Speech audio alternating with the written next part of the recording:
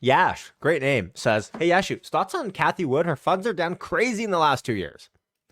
Funny you say that, Yash. Let's hear from Cathie Wood, and I've skipped to specifically the Fed and Tesla. Oh, the Fed and Tesla, because I think those two, and by the way, I should probably label what I'm talking about here as I go. This is very insightful what she has to say. Moved back to their benchmarks, moved into cash, huge amounts of cash on the sidelines. Now we're getting more prints again that are saying the Fed probably has overdone it.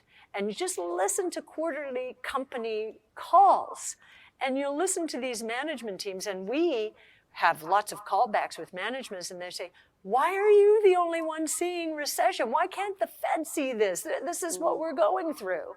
And I do think the Fed is using lagging indicators for monetary policy, which is unfortunate. By the way, I just want to say, everyone likes to crap on Cathie Wood, Ark Invest, and I guess understandably so if you've been an investor and funds and performance is quite, let's just put it, dismal, right? But in my head, I am able to disassociate her trading firm, strategy, whatever, from the research side of what she has to say and her team has to say. Now, I don't take everything verbatim what they have to say but in the same way that, sometimes you look at the bear thesis of things and you try to dive in and go, okay, where potentially am I wrong on this? It's the opposite pendulum swing when it comes to Ark Invest and Cathie Wood. Now, everything they might say might be a little bit too bullish and too exciting, but it's okay. I can taper that down, but I still need to know, what are they seeing on their other side of the pendulum swing, on the ultra bullish side, because it really helps me paint more of a middle ground of where I think we might be headed. Turn to some of your individual holdings, but just quickly, what does 2024 look like for ARK, for your strategy specifically?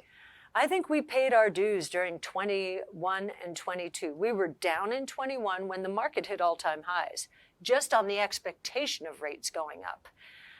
And then on the reality of rates going up, we were crushed in 2022.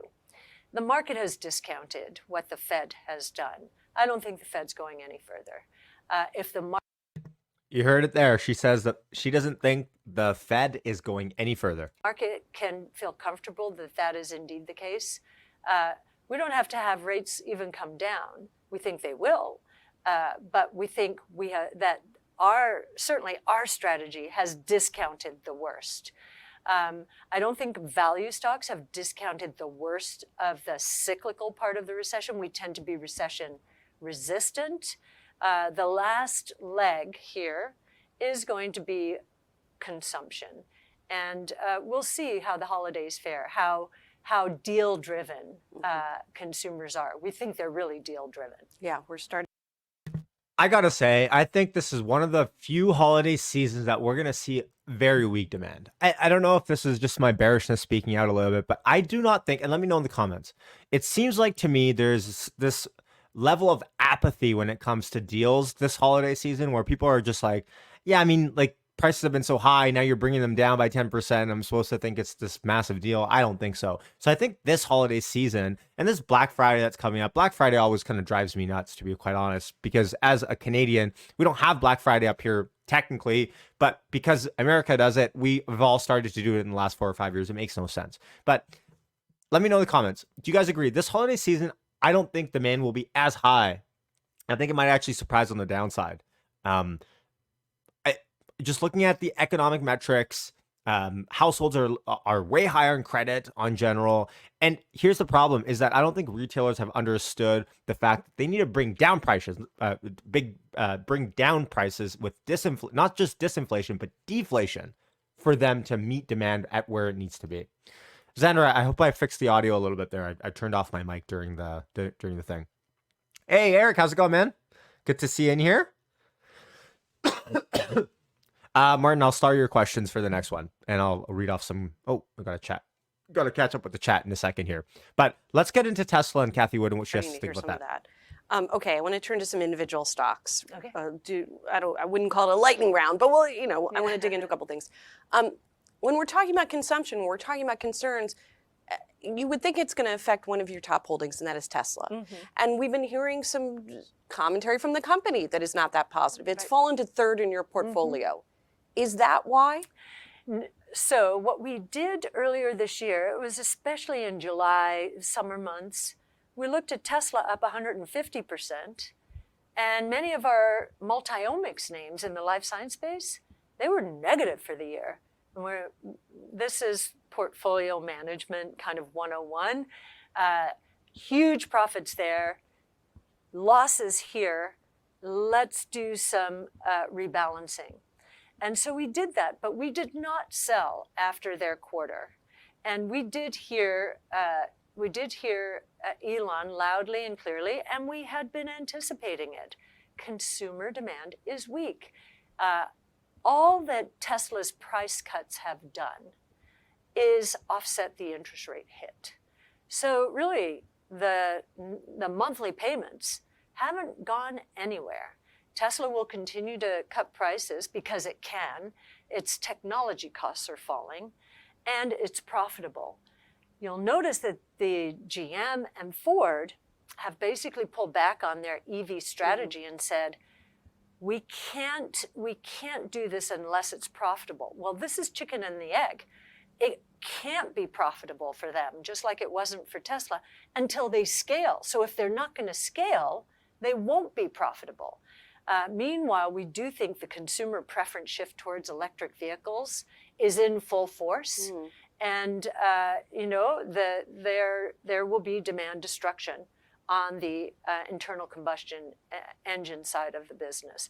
It won't disappear overnight, but the share gains will go to electric. So no fundamental qualms on Tesla. No, in fact, the GM and Ford pulling away tells us Tesla's market share in our 5-year investment time horizon is going to be higher than we thought.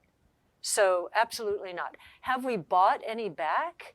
Well, as I mentioned, many stocks during the summer period had waterfalls, especially in the multi-omic space, because they tend to be earlier stage, much earlier than Tesla. So you preferred to buy there So rather we were than buying on because we Tesla. really do believe we're at the end of the interest rate move.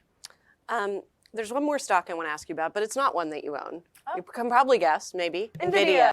So what's interesting, and now she's talking about NVIDIA, and we don't really have to get into that, but she says specifically, and she tries to actually explain her trading strategy and what sort of curves she's trying to hit. That's why she's selling out Tesla and buying those smaller names. But that's the problem, is that so many times she has to explain her flawed, if you want to call it, trading strategy at the expense of her airtime of actually learning about robotaxis and where she sees that going. Because let's be honest, I mean, we're a month and a half left until 2024, and FSD V11 or V12, pardon me, robotaxi launch. Like, these are all things that should be in the back of our heads, but it's really not, right? That's the problem.